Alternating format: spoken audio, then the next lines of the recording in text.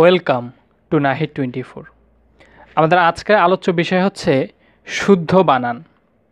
মূলত আজকের এই ভিডিওটি হচ্ছে এইচএসসি স্টুডেন্টদের জন্য, কারণ আমি এইচএসসি যে পরীক্ষার প্রশ্নগুলো এগুলো ভালোভাবে যাচাই বাছাই করে তারপরে আজকের এই ভিডিওটি করতেছি, কারণ যেন আজকের এই ভিডিওটি তাদের জন্য খুবই বেশি কার্যকরী ভূমিকা পালন করে। তো শুদ্ধ বানান এই ভিডিওটা করতে গিয়ে আমি কতগুলো নিয়ম এখানে বলবো, সেই নিয়মগুলো তোমরা খাতায় নোট করে রাখবে, তা না হলে কিন্তু এই ভিডিওটি দেখা তোমার বৃথা হয়ে যাবে যদি তুমি খাতায় না লেখো। সো এখনও যদি তুমি খাতা কলম নিয়ে না বসে থাকো তো প্লিজ খাতা কলম নিয়ে বসে পড়ো, কারণ যে নিয়মগুলো আমি আলোচনা করব এই নিয়মগুলো থেকেই মূলত প্রশ্ন করা হয়ে থাকে। 1 নম্বর নিয়ম, ভাষা বা জাতির ক্ষেত্রে ইকার হবে। ভাষা বা জাতির ক্ষেত্রে ইকার হবে, যেমন ইংরেজি, এটা একটা ভাষা, সুতরাং এখানে ইকার হয়ে গেছে। যেমন বাঙালি, এটা একটা জাতি, এ কারণে ইকার হয়ে গেছে। অর্থাৎ ভাষা বা জাতির ক্ষেত্রে ইকার হবে, কিন্তু যদি ইয় প্রত্যয় যুক্ত থাকে তাহলে কিন্তু দীর্ঘিকার হবে। সাবধান, যদি ইয় প্রত্যয় যুক্ত থাকে, যেমন বাঙালিও, ইংরেজিও, সেক্ষেত্রে কিন্তু তোমার দীর্ঘিকার হবে। 2 নম্বর নিয়ম, যত আলি আছে, শব্দের শেষে আলি আছে, সবগুলোতে ইকার। সোনালি, রূপালি, এরকম করে যত আলি আছে সব আলির কি হবে? ইকার হবে। কিন্তু যদি কোনো প্রপার নাউন হয় সেক্ষেত্রে সেই প্রপার নাউনের ক্ষেত্রে ইকার দীর্ঘিকার তুমি যেটা দিবা সেটাই রাইট। সেই প্রতিষ্ঠান যেটা ইউজ করবে সেটাই, যেমন সোনালী ব্যাংক, এখন সেই প্রতিষ্ঠান যদি দীর্ঘিকার ইউজ করে দীর্ঘিকার রাইট, সেই প্রতিষ্ঠান যদি ইকার ইউজ করে ইকার রাইট। ওকে, অর্থাৎ এই প্রপার নাউনের ক্ষেত্রে কোনো ভুল নেই। 3 নম্বর নিয়ম, এই নিয়মটা খুবই বেশি ইম্পর্ট্যান্ট, কারণ এই নিয়মটা অনেকে অনেক জটিলভাবে পড়ায়, তো আমি সহজভাবে পড়াচ্ছি। কোনো বিদেশি শব্দে মূর্ধন্য স, মূর্ধন্য ন এবং দীর্ঘিকার হবে না। কি বললাম? মূর্ধন্য স হবে না, মূর্ধন্য ন হবে না এবং দীর্ঘিকার হবে না কোনো বিদেশি শব্দে। যেমন একাডেমি, এখানে তুমি একাডেমি এর শেষে দীর্ঘিকার দিতে পারবে না, কারণ এটা একটা বিদেশি শব্দ। যেমন স্টুডিও, এই স্টুডিও শব্দে তুমি ইচ্ছা করলেই মূর্ধন্য স ইউজ করতে পারবে না, কারণ এটা একটা বিদেশি শব্দ, তোমাকে অবশ্যই এখানে দন্ত স ইউজ করতে হবে। যেমন পোস্টার, এই ভুলটা অনেকেই করে, এখানে মূর্ধন্য স দিয়ে ফেলে, কিন্তু এই পোস্টার শব্দটা বিদেশি শব্দ, এখানে তুমি কোনোভাবেই মূর্ধন্য স ইউজ করতে পারবে না, এখানে তোমাকে অবশ্যই ইউজ করতে হবে দন্ত স। তাহলে আমরা কি শিখলাম? যে কোনো বিদেশি শব্দে মূর্ধন্য স হবে না, মূর্ধন্য ন হবে না এবং দীর্ঘিকার হবে না। এখন 4 নম্বর নিয়ম আরও বেশি গুরুত্বপূর্ণ, কারণ এটা প্রায় আমি পরীক্ষায় আসতে দেখি যে ই এবং উ এর পরে মূর্ধন্য স হবে। মনে রাখো, ই এবং উ এর পরে মূর্ধন্য স হবে।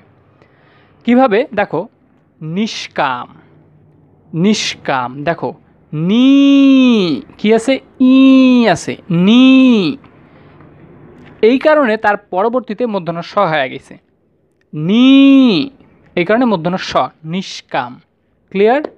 আচ্ছা, দেখো পরিষ্কার, পরি কি আছে? ই, এই ই থাকার কারণে তার পরবর্তী যে সটা হয়ে গেল মূর্ধন্য স, পরিষ্কার। ক্লিয়ার? এখন আসো 5 নম্বর নিয়ম, আ এর পরে দন্ত স হবে। কিছুক্ষণ আগে আমরা পড়লাম ই উ এর পরে মূর্ধন্য স হবে, কিন্তু ই উ না থেকে যদি আ থাকে সেক্ষেত্রে কি হবে? সেক্ষেত্রে দন্ত স হবে। যেমন নমস্কার, দেখো নম, ম, ম, কি আছে? তাহলে অ আছে, ম উচ্চারণ করতে গেলে কি আসতেছে? অ আসতেছে, ন ম, অ আসতেছে, ইউ আসতেছে না, উ আসতেছে না, আসতেছে অ, এই কারণে এখানে হয়ে গেল দন্ত স, নমস্কার। দেখো পুরস্কার, র উচ্চারণ করতে গিয়ে দেখো অ আসতেছে, পুর, আর আগে আমাদের হয়েছিল পরিষ্কার, যার কারণে ওখানে ছিল ইকার, কিন্তু এখানে দেখো অকার আছে, তাহলে অ উচ্চারণ হওয়ার কারণে এখানে আমার হবে দন্ত স। তাহলে আমরা কি শিখলাম? আমরা শিখলাম ই উ এর পরে মূর্ধন্য স হবে এবং অ আয়ের পরে দন্ত স হবে। ওকে, এরপরে আমরা শিখব অনু এবং অনু, একটাতে দীর্ঘকার আর একটাতে হুসুকার। আচ্ছা, মনে রাখবে অনুর অনুদিত অনূর্ধ্ব, অনুর অনূর্ধ্ব অনুদিত, এই কয়টা ওয়ার্ডে শুধুমাত্র দীর্ঘকার, বাকি সব ওয়ার্ডে হুসুকার। এর পরের নিয়ম হচ্ছে নু এবং নু, একটাতে হুসুকার আর একটাতে দীর্ঘকার। তো আমি একটা ছন্দ বলতেছি, এই ছন্দটা বললে তোমাদের এই ব্যবহারটা শেখা খুবই সহজ হয়ে যাবে। এটা হচ্ছে নুরানি নূরমহলে গিয়ে নূপুর পায়ে নতুন নাচ দেখায় যা আমি ন্যূনতম দেখি। নুরানি নূরমহলে গিয়ে নূপুর পায়ে নতুন নাচ দেখায় যা আমি ন্যূনতম দেখি। দেখো এখানে যতগুলো নু আছে আমি সবগুলো স্ক্রিনে আন্ডারলাইন করে দিচ্ছি, তোমাদেরকে হয়তোবা গোল করেও দিতে পারি। দেখো তোমরা এই ওয়ার্ডগুলোতে নয় দীর্ঘকারে নু ইউজ করা হয়েছে। এছাড়া যত প্রকার শব্দ আছে নু দিয়ে সবগুলাতে হুসুকার। ক্লিয়ার? এরপরে দেখো রেফের পরে ব্যঞ্জন বর্ণ দুইবার হবে না। রেফের পরে কোনো ব্যঞ্জন দুইবার হবে না।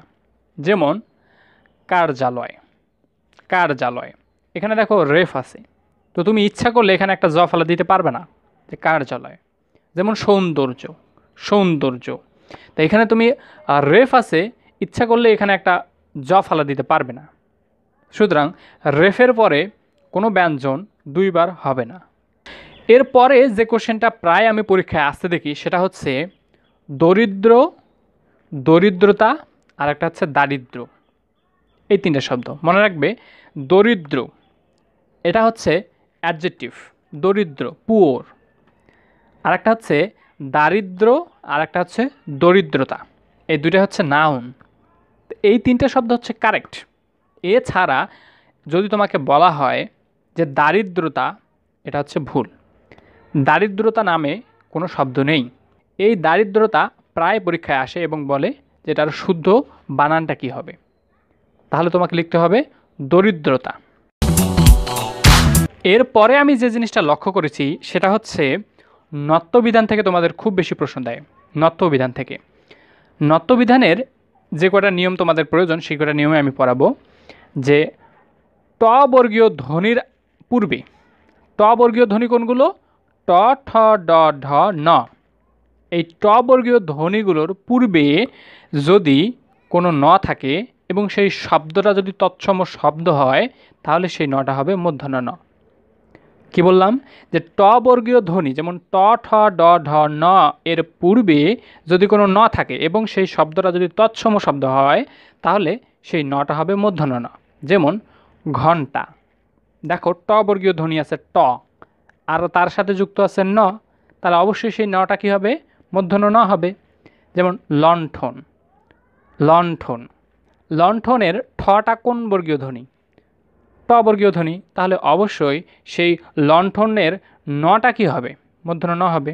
এরপরে রি র মূর্ধন্য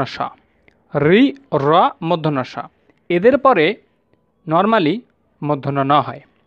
যেমন ঋণ, তৃণ, কারণ, মরণ, ব্যাকরণ, এই সবগুলো শব্দের পূর্বে দেখো রি র স আছে, ঋণ রি আছে, তাহলে তারপরে নটা কী হবে? মূর্ধন্য ন হবে। তৃণ কি আছে? রি আছে, রিকার, এই কারণে কী হবে? মূর্ধন্য ন হবে।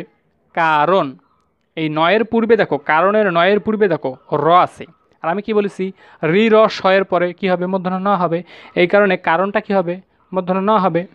দেখো মরণের নয়ের পূর্বে দেখো র আছে, আর রি র স এর পরে কী হয়? মূর্ধন্য ন হয়, এই কারণে কী হবে? মূর্ধন্য ন হবে। দেখো ব্যাকরণ কি আছে? ব্যাকরণের নয়ের পূর্বে কি আছে? র আছে, তাহলে কি হবে? মূর্ধন্য ন হবে।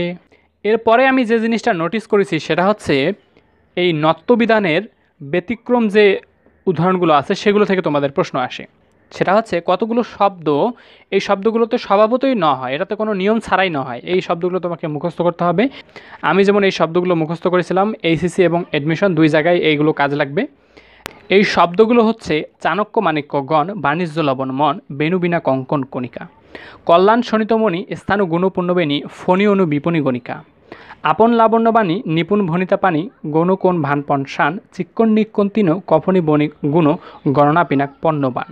তো এই শব্দগুলো উচ্চারণ করতে গিয়ে যদি কোথাও ভুল হয়ে থাকে তাহলে আমি সেটার জন্য অনেক বেশি দুঃখিত, কারণ আমি এই স্টাইলে পড়ছিলাম। তো যে যেভাবে পড়ুক না কেন আমি মনে করি সেটা ঠিক আছে। অন্ততপক্ষে তার এই শব্দগুলো মনে রাখা উচিত যে এই সকল শব্দে স্বভাবতই মূর্ধন্য ন হয়। এখানে আমরা শিখতে এসেছি শুদ্ধ বানান। শুদ্ধ বানানে আমাদেরকে পরীক্ষায় মার্কস পেতে গেলে এগুলো মনে রাখতে হবে, কারণ আমি দেখেছি এই কয়েকটা এক্সাম্পল থেকে প্রায় কোশ্চেন হয়ে থাকে। এই সব কয়েকটা শব্দগুলো থেকে একটা না একটা শব্দ উঠাই দিয়ে বলে যে এইটার শুদ্ধ বানানটা কী। তো তোমাদেরকে অবশ্যই এগুলো একটু কষ্ট করে হলেও মনে রাখতে হবে, কিছু করার নেই, কারণ এটা শুধুমাত্র এইচএসসিতে লাগবে না, তোমাদের অ্যাডমিশনেও লাগবে। যাই হোক বন্ধুরা, আজকের ভিডিওটি এ পর্যন্তই। তবে তোমাদেরকে একটা কথা বারবার আমি বলতেছি, সেটা হচ্ছে বাংলা দ্বিতীয়তে যদি ভালো করতে চাও অবশ্যই বিগত বছরের প্রশ্নগুলো সলিউশন করবে। বিগত বছরের ব্যাকরণ অংশটা খুব ভালোভাবে সলিউশন করবে। বিগত 5-7 বছর পড়লেই এনাফ। আমি মনে করি সবগুলো বোর্ডের 5-7 বছর পড়বা, এতে করে আমি মনে করি যে তোমাদের 80% মার্কস এখান থেকে কমন পাবে। যদি আমার কথা বিশ্বাস না হয় তাহলে তোমরা বোর্ড কোশ্চেনগুলো দেখো, দেখে বলো যে এই কোশ্চেনগুলো বিগত বছর প্রশ্নে আসছে কি না, তারপরে আমার কথাটা যাচাই করে দেখো। আর ভিডিওটি কেমন লাগলো অবশ্যই কমেন্ট করে জানাবে। তোমাদের একটা কমেন্টে আমার ভিডিও তৈরি করার অনুপ্রেরণা বৃদ্ধি করবে। এবং যদি এই ধরনের ভিডিও মিস করতে না চাও তাহলে আমার নাহিদ 24 চ্যানেলটি সাবস্ক্রাইব করতে পারো এবং তার ডান দিকে একটা বেল আইকন আছে, সেই বেল আইকনটিতে ক্লিক করে রাখতে পারো। দেখা হবে নেক্সট ভিডিওতে। ততক্ষণ সবাই ভালো থাকো, সুস্থ থাকো। আল্লাহ হাফেজ।